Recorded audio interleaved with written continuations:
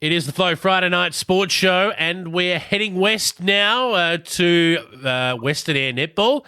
Round 10 of matches last weekend, and the youngsters around Western Eyre getting ready for the Pedlar Cup this weekend. We'll get to that, but Rehanna Freeman joins me on the line. Rehanna, how are you? Very well, thank you. How are you? I'm well, thank you. How are the heart palpitations after round 10? Very close games all round, but yours in particular. Yeah, it was an extremely close game. Playing Sevi at Streaky, top of the table clash, was an outstanding game. Sevi were up by 2 at quarter time, 2 at half time, 1 at 3/4 time. And then in the fourth quarter, I think Hawks found themselves 5 goals down, 8 goals up, and lost the game by 2 goals, 41-43, Sevi's way. Gee whiz, talk about a game of momentum, swings and roundabouts, all kinds of stuff going on there. Gee whiz, that is a staggering sort of turnabout inside one quarter in particular. Yeah, it is. Look, Sevi are an absolute solid side. Rochelle Hasseldine at goal shooter, extremely tall. When she misses, nobody has any chance of rebounds against her. She positions herself beautifully. Cassie Meir, she's both their coach and their goal attack. She feeds beautifully. When she needs to shoot, she can shoot. Tegan through the centre, I was actually really impressed with her game on Saturday. Nikki Sleep, who was their goal defence, she stood. Rochelle Wheaton, our goal attack. Nikki, I thought, probably would have been one of the best for the game. Her defensive work was outstanding. So they are definitely a great team and deserve to be at the top, because at the moment they are most definitely the best team in the competition. Get around that. The Maggie's going all right, and that's high praise from the premiership coach of the West Coast Hawks at the moment, with some work to do. So I tell you what, yours was the blowout. The 2-goal margin there wasn't even the close one, because Wirrallah took on Western United. I tipped the upset for the team that hadn't won a game all year to get their first win over Wirrallah, and it wasn't far off. No, you weren't very far off at all. It was 43-42 Wirrallah's way, so only 1 goal in it. So both games are around in the very low 40s, but this game, only 1 goal in it. And like you said, you nearly tipped the upset, and you weren't far off. I think had they stopped the game at 3/4 time, you would have been the winner, because Westies were actually up by 2 at 3/4 time. So, and I think their last quarter was a bit like the Hawks and Sevi game.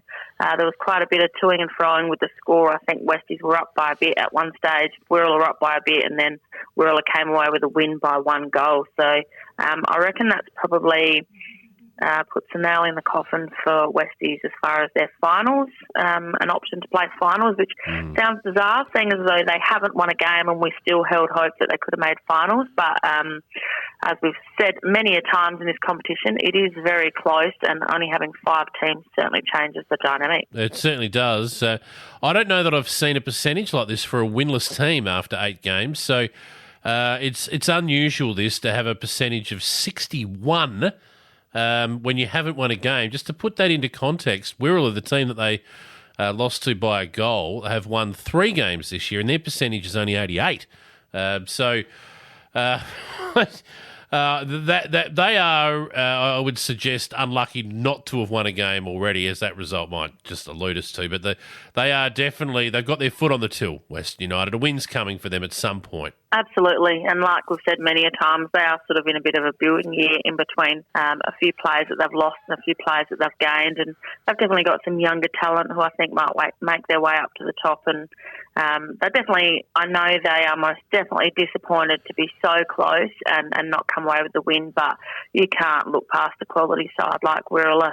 They've got some outstanding players, and I would hate to imagine how many premierships they would have between them, the players in the Wirrallah side. So I think that's a massive credit to Westies to have only come away with the loss by 1 goal. Absolutely. And that leads us to the Pedlar Cup this weekend. In fact, round 11 won't be reconvening until the 23rd of July, because we've got Pedlar Cup this week and then the Country Champs football the week after, and it's basically the school holidays you guys are having off. Yeah, no, we're sort of really living our best life. I think I might I think we are most definitely hooking onto the camping trailer and heading out the scrub, I think, for a week. Well, most of it are going to do that, or they're going to head down to Elliston, Sharinga Way, get involved in the salmon fishing competition there. So it's either the beach or the bush, I reckon. Well, I mean, the amount of minus degree temperatures we've had lately, I don't really want to go anywhere near the beach. I think the bush is going to be cold enough, but at least I can sit around a fire. I love this about the EP.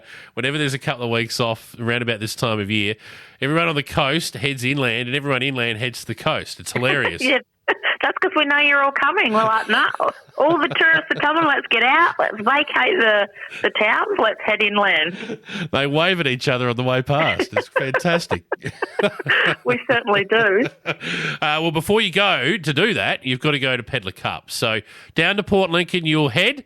And I believe there'll be a young Freeman running around, which makes me feel ridiculously old. Yes, my oldest child is now at the age of Pedlar Cup, which I'm very excited about. I really love this carnival. I love everything that it stands for and its traditions and how long it's been going for. So I reckon this year's it's 50 or 60.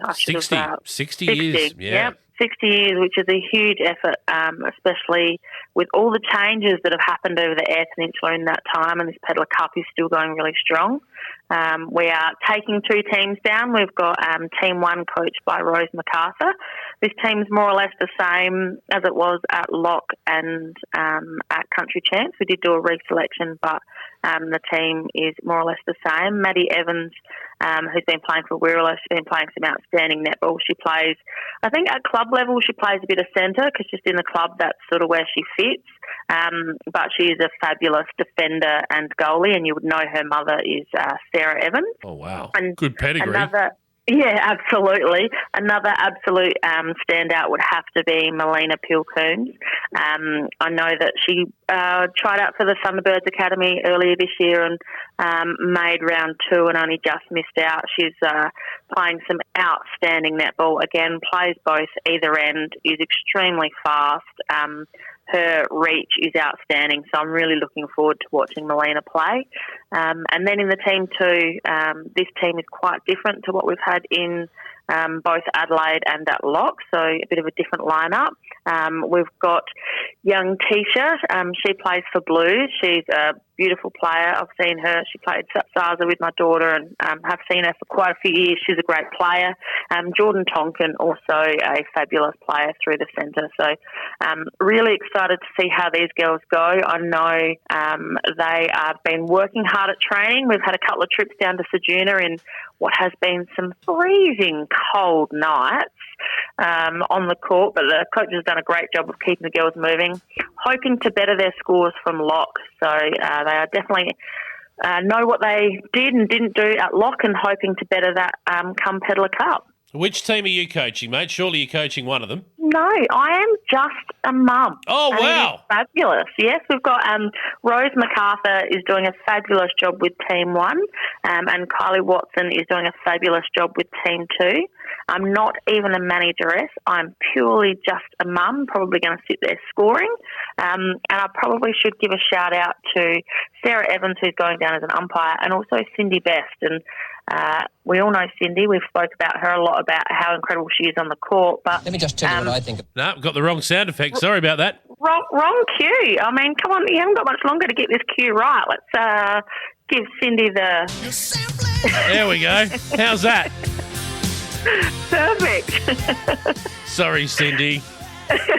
we praise how good of a netballer she is, but I think it's got to be said what sort of a volunteer she is. She actually doesn't have a daughter. I believe her son's down there playing football, but yet she is still chucking on a white T-shirt and doing some umpiring on the netball court. So thanks very much to all coaches and umpires. It's a massive effort to get these girls down to Lincoln and get them in on the court.